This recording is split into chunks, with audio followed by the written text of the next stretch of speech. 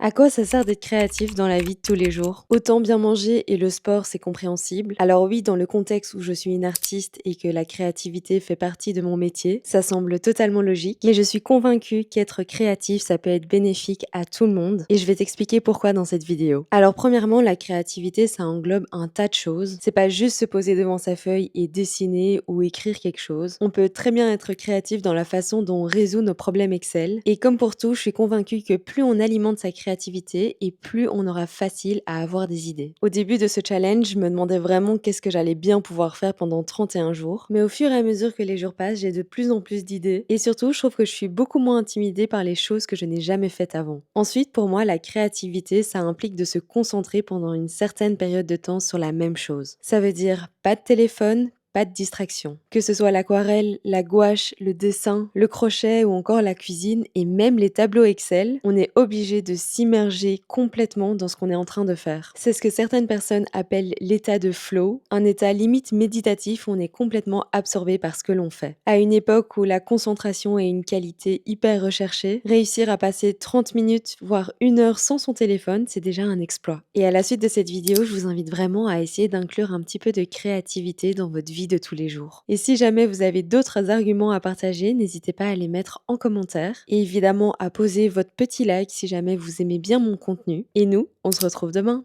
Bisous!